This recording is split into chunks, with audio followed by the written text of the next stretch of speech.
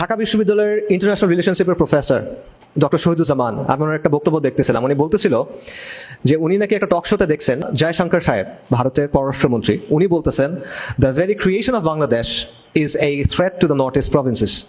মানে বাংলাদেশের অস্তিত্বটাই ভারতের নর্থ ইস্ট যে প্রভিন্সেস, সেভেন সিস্টার্স, এটার জন্য একটা থ্রেট। জয়শঙ্কর বলতেছেন, আমি শিওর না উনি বলছেন কিনা, ডক্টর শহীদুজ্জামান বলছেন উনি বলছেন। বাকি উনি বলুক বা না বলুক, এটাই বাংলাদেশের ব্যাপারে ভারতীয় যে ন্যাশনাল সিকিউরিটি এস্টাবলিশমেন্ট তাদের অবস্থান, এবং এটা একটা লজিক্যাল অবস্থান আমি মনে করি। কেন লজিক্যাল অবস্থান? আপনি একটা ম্যাপ নেন বাংলাদেশের বা সাবকন্টিনেন্টের একটা ম্যাপ নেন, এরপরে যে লালমনিরহাট ঠাকুরগাঁও ওই জায়গাটা দেখেন, দেখবেন একদিকে বাংলাদেশ, নেপাল, মাঝখানে ছোট্ট একটা জায়গা আছে, ছোট্ট একটা করিডোর, এটাকে শিলিগুড়ি করিডোর বলে, এটাকে চিকেন স্নেক বলে অনেকে। এটা হলো ভারতের সাথে সেভেন সিস্টার্সের একমাত্র যোগাযোগের জায়গা। এই জায়গাটা নিয়ে বসে আছেন আপনি, এবং তার চেয়ে বড় সমস্যা হলো যে ওই সেভেন সিস্টার্সের মধ্যে বিহার, আসাম, উড়িষ্যা, ত্রিপুরা এগুলো একসময় কিসের অংশ ছিল? একসময় বাংলার অংশ ছিল। জটিল সমস্যা। তো স্ট্র্যাটেজিক ভাবে আমি যদি একজন ইন্ডিয়ান হইতাম, এটা আমার জন্য একটা বড় হেডেক হইতো। আমি এটা নিয়ে অনেক চিন্তা করতাম। এটা বড় সমস্যা, আসলে যৌক্তিক সমস্যা, আমি তাকে দোষ দিচ্ছি না। আসলে তার জায়গা থেকে সে চিন্তা করবে, আমার জায়গা থেকে আমি চিন্তা করবো। তো এই জন্যই তারা সবসময়, ভারতে যারাই পলিটিক্যাল পার্টি থাকুক, তারা সবসময় মনে করবে যে এখানে ভারতের হাসিনার মতো একটা সরকার দরকার, একটা দালাল সরকার দরকার, যে ভারতকে সবকিছু করতে দিবে, এখানে করিডোর দিবে, এখানে মিলিটারি প্রেজেন্স রাখতে দিবে, এটসেট্রা এটসেট্রা। এটা তারা চাইবে। লং রানে এটাই ভারতের একমাত্র এন্ড গেম। উপমহাদেশে সে একটা রিজনাল পাওয়ার হতে চায়, সে একটা গ্লোবাল পাওয়ার হতে চায়।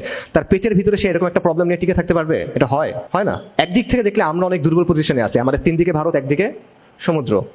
কিন্তু অন্য দিক থেকে যদি আপনি দেখেন, ভারতের জন্য বাংলাদেশ একটা বড় প্রবলেম, রাইট? সো আলটিমেটলি আপনি লজিক্যালি যদি চিন্তা করেন, তার জায়গা থেকে এটার একটা প্রপার সলিউশনের দিকে তার যাইতে হবে। বর্তমানে যে ডিজাইনের মধ্যে উপমহাদেশটা আছে, এটা সাস্টেইনেবল না। তার জায়গা থেকে তার কন্টিনিউসলি চেষ্টা করতে হবে। এইখানে পেটের ভিতরে 20 কোটি মুসলমান নিয়ে, প্রায় 20 কোটি মুসলমান নিয়ে, এটা তো মানে সাস্টেইনেবল না তার জন্য। সো এটা একটা বড় সমস্যা। তো আমি মনে করি যে এটা একটা অস্তিত্ব সংকট আমাদের জন্য। এটা হিন্দুত্ববাদ বাদ দেন, RSS বাদ দেন, স্টিল এটা একটা অস্তিত্ব সংকট আমাদের জন্য। কারণ ভারত বারবার চেষ্টা করবে হাসিনার মতো কাউকে না কাউকে নিয়ে আসার। আওয়ামী জাহিলিয়াত আসছে কিভাবে? ভারতকে ছাড়া এটা পসিবল হইতো কিনা? এটা পসিবল হইতো না, এটা ইম্পসিবল। সো এখন প্রশ্ন হলো, এই অস্তিত্ব সংকট যদি আমাদের থাকে, সেটা আমরা ডিল করবো কিভাবে? এটা মোকাবেলা করার স্ট্র্যাটেজি কি হবে?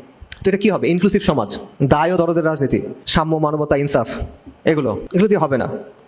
এখানে একমাত্র সমাধান ইসলাম। এটা একমাত্র লজিক্যাল সমাধান, এটা কোনো রিলিজিয়াস সমাধান না।